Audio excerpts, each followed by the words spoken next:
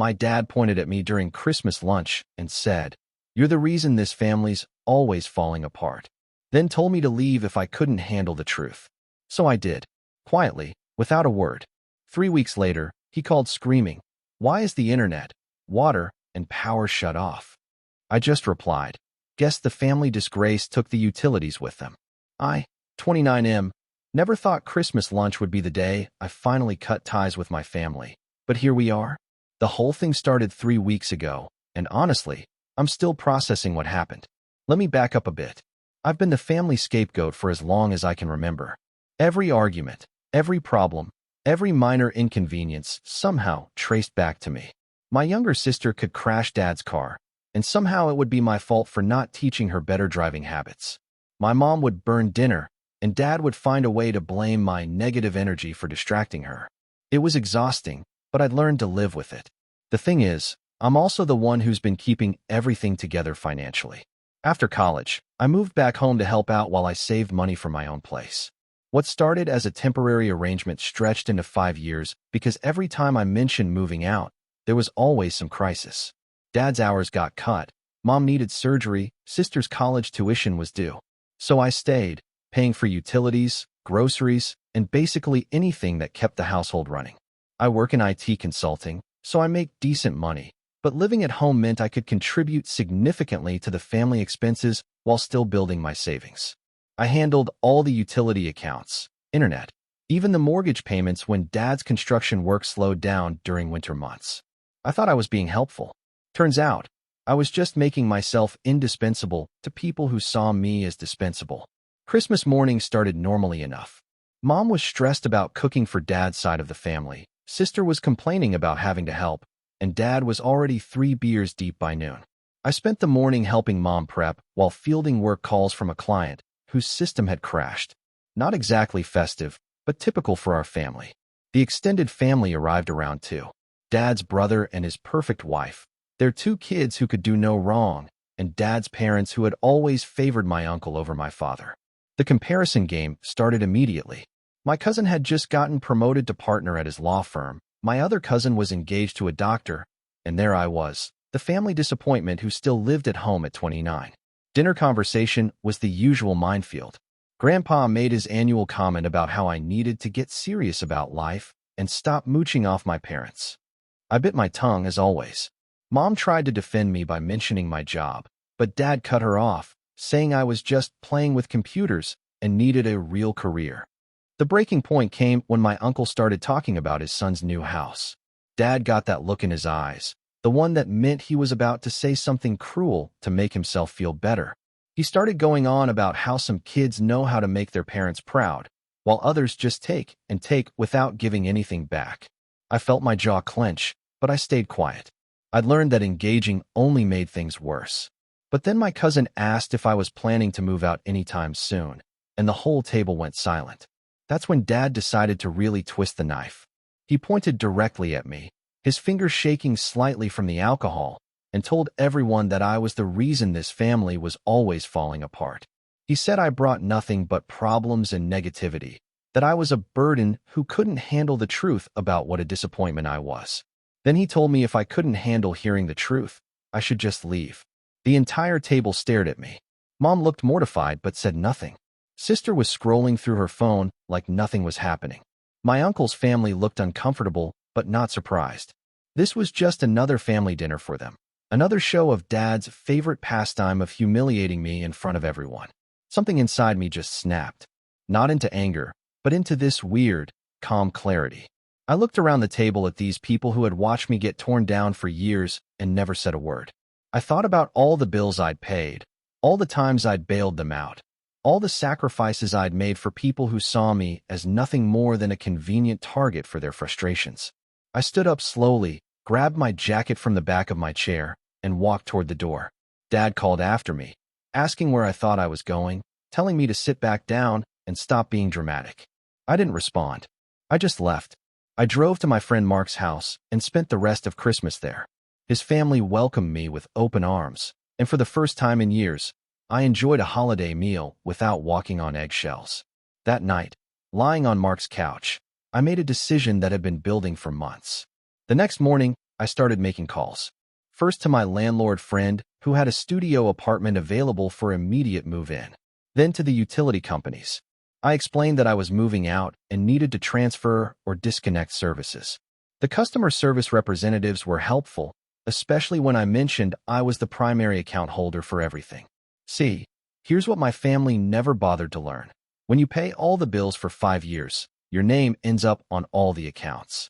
The internet, water, electricity, even the cable, all in my name because I was the one with steady income and good credit when we needed to set things up or transfer services. I spent the week between Christmas and New Year's quietly moving my stuff out while everyone was at work or busy with post-holiday activities. I didn't take anything that wasn't mine, but I made sure to grab all my electronics, my furniture, and the expensive coffee maker I'd bought for the family last year. I left a note on the kitchen counter explaining that I was moving out and that they'd need to set up new utility accounts since mine would be disconnecting soon. The note was polite, even thanked them for letting me stay as long as I had. I didn't mention Dad's outburst or how they'd treated me. I just stated the facts. I was leaving, the utilities were in my name, and they'd need to make new arrangements. I figured they'd read the note and handle it like adults. I was wrong. Update 1. 3 weeks later, I was settling into my new place, finally feeling like I could breathe again. My studio was small, but it was mine. No walking on eggshells, no being blamed for every little thing that went wrong, no family drama. I was actually enjoying cooking dinner for myself when my phone started ringing. Dad's name flashed on the screen. I almost didn't answer, but curiosity got the better of me. He was screaming before I even finished saying hello. Apparently, the internet had been shut off that morning, followed by the water in the afternoon, and the power company had just left after disconnecting their electricity. He was furious, demanding to know why I'd done this to them, calling me selfish and vindictive. I let him rant for about 30 seconds before I interrupted him. I told him calmly that I'd left a note explaining the situation 3 weeks ago, and that I'd assumed they would handle transferring the utilities like responsible adults. He sputtered something about not seeing any note, which was obviously a lie since I'd left it right on the kitchen counter where they couldn't miss it. Then he demanded I fix it immediately, like I was still his personal problem solver. That's when I delivered the line I'd been unconsciously preparing for weeks. Guess the family disgrace took the utilities with them. The silence on the other end was deafening. I could practically hear his brain trying to process what I'd just said. Then he started yelling again, calling me petty and immature, demanding I restore everything immediately.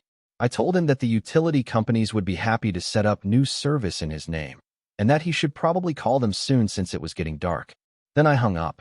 My phone immediately started buzzing with texts from Mom and my sister. Mom was begging me to fix this and asking why I was punishing the whole family. Sister was calling me a psycho and threatening to call the police, which made me laugh since I hadn't actually done anything illegal. I turned my phone off and enjoyed the quietest evening I'd had in years. Update 2. The next few days were interesting. My phone was constantly buzzing with calls and texts from various family members. Mom tried the guilt approach, talking about how cold the house was and how they couldn't afford to pay deposits for new utility connections right away. Dad alternated between rage and attempted manipulation, first calling me ungrateful, then trying to act like the whole Christmas thing was just a misunderstanding. Sister's approach was pure entitlement.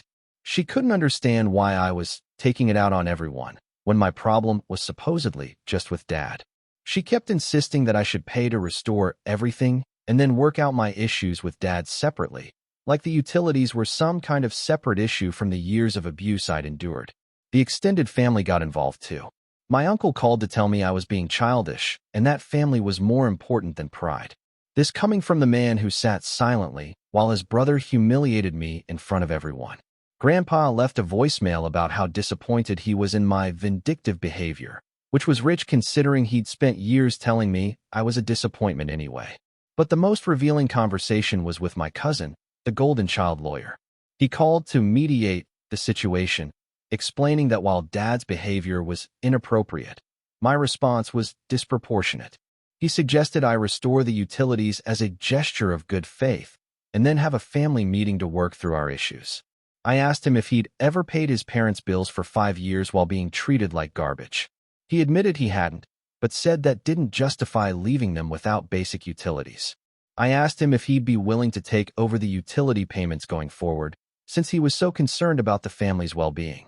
Suddenly, he had to go and couldn't continue the conversation. That's when I realized something important. Everyone was perfectly fine with me being the family scapegoat as long as I was also the family ATM. They wanted me to continue funding their lifestyle while accepting their abuse. The moment I stopped providing financial support, suddenly I was the villain for punishing innocent people. I started documenting everything. Screenshots of the texts, recordings of the voicemails, even the original note I'd left, which I'd photographed before leaving. I had a feeling this was going to get worse before it got better. Update 3. I was right about things getting worse. 2 weeks after the utilities were shut off, I got a call from a number I didn't recognize. It was a lawyer, not my cousin, but someone Dad had hired to explore legal options against me. The conversation was almost comical. The lawyer explained that my family was considering suing me for abandonment of financial responsibilities and intentional infliction of emotional distress. I listened politely, then asked if they were aware that I was an adult who had been voluntarily helping with expenses, not legally obligated to do so. The lawyer's tone changed quickly. He asked if I had any written agreements or contracts regarding the utility payments. I told him I didn't, because you generally don't need contracts to help your family out of kindness. He then asked about the circumstances of my departure. I gave him a very factual account of Christmas dinner, Dad's outburst, and my subsequent decision to move out. I mentioned that I'd left written notice about the utilities and that my family had 3 weeks to make alternative arrangements. The lawyer went quiet for a long moment, then said he'd need to discuss things further with his clients. He never called back, but the harassment from my family intensified. They started showing up at my workplace, which was embarrassing and unprofessional.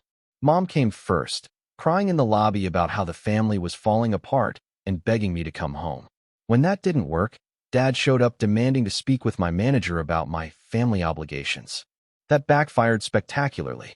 My boss, who knew me as a reliable, professional employee, was not impressed by a middle-aged man showing up drunk at our office making demands.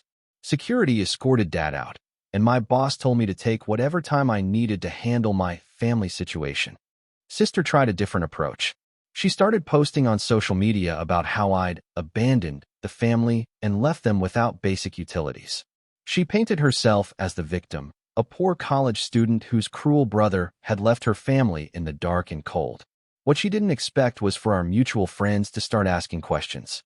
People who knew me well found her story suspicious, especially when they remembered all the times I'd helped family members financially. A few of them reached out to me directly, and I shared the real story. The social media campaign backfired when people started commenting on her posts asking why a grown man was responsible for his parents' utility bills and why the family hadn't made arrangements during the 3 weeks they had notice. Sister deleted the posts and blocked several people, but the damage to her narrative was done. The final straw came when they tried to manipulate my grandmother, Mom's mother, who lived across the country and had always been kind to me. They called her crying about how I'd cut off their power and water and left them struggling. Grandma called me, very concerned, asking what had happened. I explained the whole situation, including the years of being blamed for everything and Dad's Christmas outburst. She listened quietly, then asked why I'd been paying their bills in the first place. When I explained how I'd been helping financially while living there, she got quiet. Then she asked to speak to Mom. I don't know exactly what Grandma said to her, but the harassment stopped immediately after that call. A few days later, I got a text from Mom saying they'd figured out the utility situation and asking if we could talk. I agreed to meet her for coffee, neutral territory. She looked exhausted when she showed up. The first thing she said was an apology, not for Dad's behavior, but for letting things get so out of hand. She explained that they'd managed to get the utilities restored, though it had required borrowing money for deposits and paying reconnection fees. I asked her about the note I'd left. She admitted they'd seen it but hadn't taken it seriously. They'd assumed I was just upset and would come back after a few days, like I always had before. It never occurred to them that I was actually leaving for good. She tried to convince me to come back, promising that things would be different, that Dad felt bad about what he'd said. I asked her if she really believed that, or if she just wanted me back to help with expenses. The look on her face told me everything I needed to know. I told her I loved her, but that I couldn't continue being the family scapegoat and ATM. I said I was open to rebuilding our relationship, but it would have to be on equal terms, with mutual respect. She nodded, but I could tell she didn't really understand what I meant. That was 6 months ago. I haven't spoken to Dad or my sister since. Mom and I text occasionally, mostly surface-level stuff about work and weather. She's never apologized for the years of letting Dad tear me down, and I don't expect she will. My cousin the lawyer reached out once to tell me Dad was struggling financially and hint that I should help out. I told him I'd be happy to lend Dad money at standard interest rates with a written contract and payment schedule, just like any other business transaction. He never brought it up again. The funny thing is, I'm happier than I've been in years. My little studio apartment feels more like home than that house ever did. I've been dating someone new, and when I told her about my family situation, her response was, "Good for you for standing up for yourself." It was the first time anyone had ever said that to me. I still get the occasional flying monkey, usually a distant relative who's heard a twisted version of events and wants to lecture me about family loyalty. But I've learned to shut those conversations down quickly. I simply ask if they'd be willing to take over supporting my parents financially, and they always find an excuse to end the call.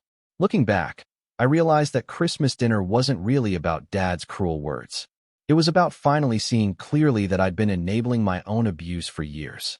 By making myself financially indispensable, I'd given them permission to treat me terribly because they knew I wouldn't leave. Cutting off the utilities wasn't revenge, it was just the natural consequence of their actions. They told me to leave if I couldn't handle the truth, so I did. They just never expected the truth to include the fact that I was the one keeping their lights on. Sometimes the best revenge is simply stopping the cycle of enabling and letting people face the consequences of their choices.